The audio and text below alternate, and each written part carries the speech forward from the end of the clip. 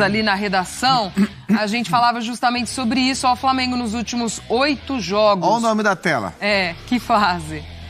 7 vitórias e apenas uma derrota. Um aproveitamento de 87,5%. 21 gols marcados, 3 sofridos, 3 vitórias por mais de 3 gols e 5 jogos sem sofrer gols. E a única derrota nessa sequência foi a derrota pro Corinthians, em que o Flamengo marcou o gol do jogo, né? Foi o gol contra do Rodinei. Então é uma sequência de fato muito forte. É uma sequência, como disse o André, aproxima o Flamengo do seu principal objetivo na temporada. O Flamengo, ele está no Campeonato Brasileiro, naturalmente, ele está classificado para as quartas da Libertadores, ele está classificado para as quartas da Copa do Brasil, e ele está numa arrancada de respeito e que precisa ser observada com preocupação pelos adversários dentro do Campeonato Brasileiro. Então, sim, o Flamengo empolgou e vem empolgando, não só pelos resultados, mas na maioria desses jogos, não em todos, mas na maioria desses jogos, também pelo desempenho. Ah, mas o Juventude é fraco, teve um jogador expulso, mas foi um time que foi avassalador contra o Juventude, que foi avassalador contra o Atlético Mineiro, que foi avassalador contra o Deportes Tolima e tem conseguido manter esse padrão. Até onde vai, por quanto tempo vai ser, a gente vai ter que esperar o tempo acontecer para a gente ver. Mas que essa sequência, ela é de intimidação, para quem olhava o Flamengo, essa temporada aí, não sei não, hein? Não, o Flamengo chegou.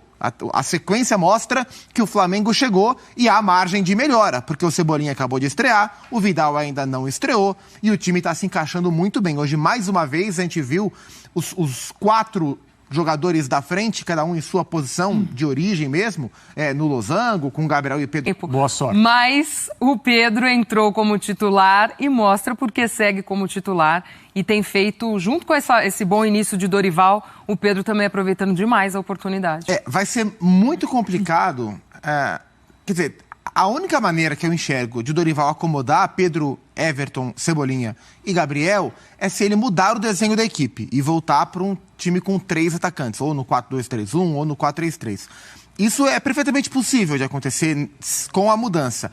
A questão é, por que mudar, né? Se o Flamengo embalou, e a gente mostrou os números, a gente vê os jogos, o Flamengo de fato embalou, é uma sequência avassaladora, não há por que você mudar o esquema. Então, dentro dessa manutenção de esquema, é preciso fazer escolhas. Então, você tem 3 jogadores para 2 jogarem. Everton, Cebolinha, Gabriel Barbosa e Pedro, né? Então, hoje no intervalo, entrou o Cebolinha, saiu o Pedro. O desenho do time mudou pouco em termos estruturais, né? Então, o Dorival manteve o losango, mas um losango diferente, né? Porque ele também coloca o Vitinho e tira o João Gomes. E acho que isso se deve muito à situação do jogo. Me lembrou muito o jogo contra o Goiás, pelo Campeonato Brasileiro, ainda era o Paulo Souza, mas que o Flamengo enfrentou um time que ia vir muito para trás, que era o Goiás do Jair Ventura. E aí o Paulo Souza escalou só um volante, que era o William Arão, e o resto todo mundo para frentex. Tinha Gabriel, tinha Pedro, tinha Bruno Henrique, Everton, Ribeiro, Arrascaeta, todo mundo foi jogar, porque era um jogo que dava para fazer isso.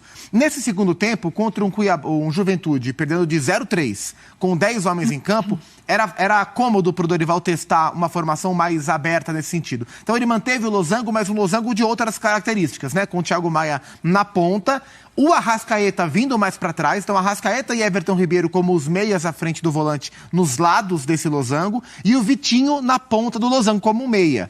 E aí, a hora que o Flamengo tinha a bola, o Everton Ribeiro abria um pouquinho mais pro lado, o Cebolinha um pouco mais aberto pela esquerda, mas no geral o Cebolinha compôs uma dupla com o Gabriel. Então manteve o losango de menos pegada, de mais técnica, mais ofensivo para as circunstâncias de jogo, e esse jogo foi importante, o segundo tempo foi importante para o Dorival trabalhar essas circunstâncias, né? E colocar o Everton Cebolinha nos seus primeiros minutos pelo Flamengo da maneira mais confortável possível. Agora, não sei se ele vai conseguir jogar tanto tempo assim desde o princípio, porque o Pedro de fato está muito bem. E o Gabriel também. É que a fase artilheira do Pedro ofusca um pouco o lado goleador do Gabriel, que hoje também apareceu. Mas o próprio cruzamento que ele dá, se eu não me engano, para o segundo gol do Pedro, ou para... Não, para o Everton Ribeiro.